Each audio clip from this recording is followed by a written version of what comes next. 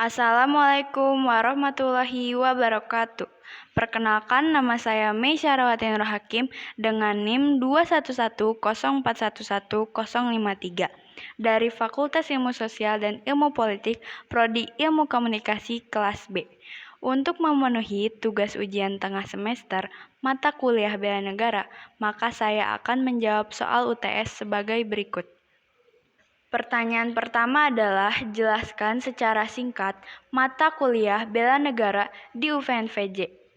Mata kuliah bela negara merupakan mata kuliah wajib di UVNVJ dan menurut saya mata kuliah bela negara itu menumbuhkan rasa nasionalisme, meningkatkan kesadaran terhadap nilai-nilai bela negara, dan sampai saat ini cara mengajar dosen-dosennya sudah baik serta tugas-tugasnya menambah wawasan lebih untuk kita sebagai penerus bangsa.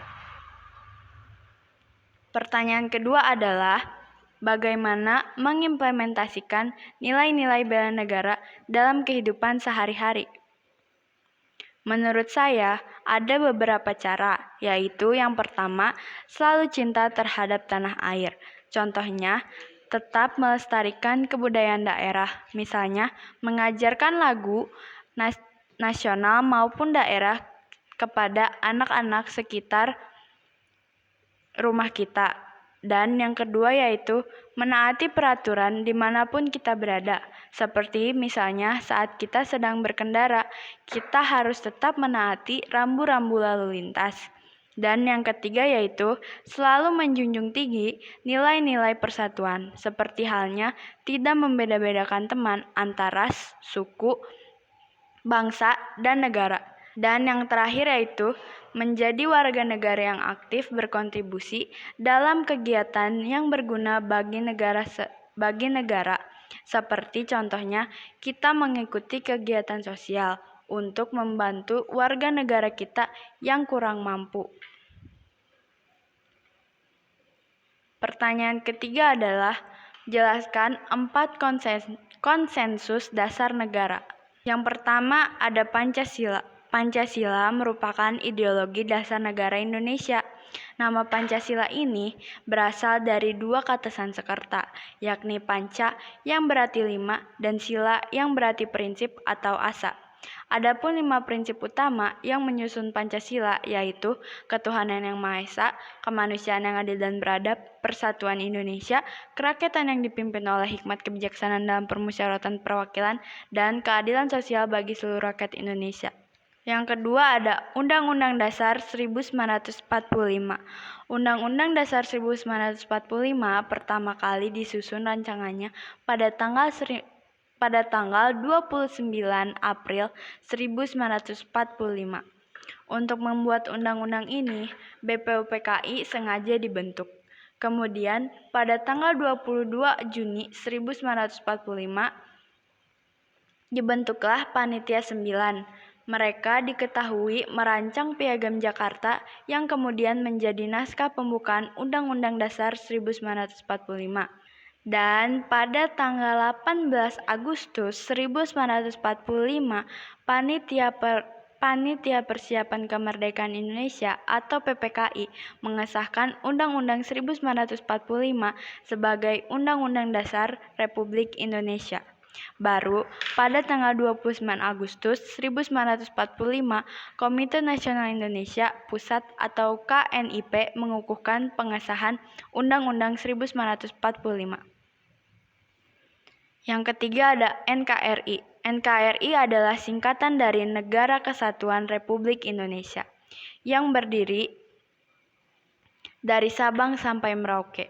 NKRI ini berdiri sejak Proklamasi Kemerdekaan Indonesia pada tanggal 17 Agustus 1945 oleh Insinyur Soekarno dan Muhammad Hatta. NKRI ini menganut sistem republik dengan sistem desentralisasi.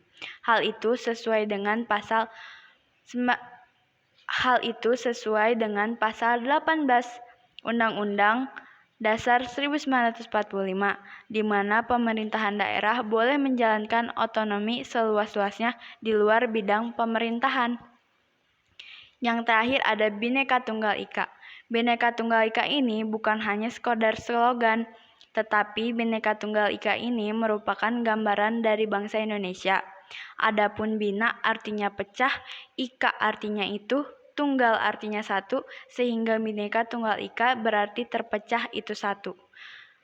Hal tersebut memiliki gambaran yang sesuai dengan Indonesia yang terdiri dari berbagai pulau, dari Sabang sampai Merauke. Walaupun terpisah, masyarakat merupakan satu kesatuan, yakni warga negara Indonesia. Jati diri bangsa. Jati diri bangsa merupakan suatu identitas suatu negara yang mencirikan khas atau ciri suatu negara tersebut yang berdasarkan nilai-nilai negara. Adapun contoh-contoh kasus yang terjadi di Indonesia, seperti lunturnya nilai Pancasila di era globalisasi.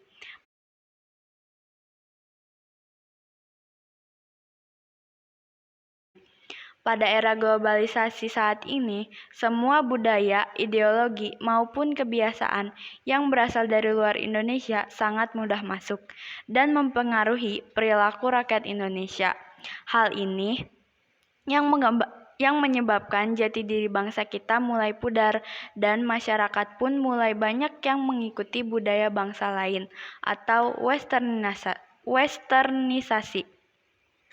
Adapun beberapa solusi dari saya, yaitu selalu melestarikan budaya negara sendiri dan tidak cepat terpengaruh, serta selalu menjunjung tinggi nilai-nilai Pancasila, dan yang paling penting yaitu bangga terhadap kebudayaan bangsa sendiri yaitu bangsa Indonesia, agar terjaganya jati diri bangsa Indonesia dan tidak hilang dari setiap warga negara. Sekian dari saya, terima kasih. Wassalamualaikum warahmatullahi wabarakatuh.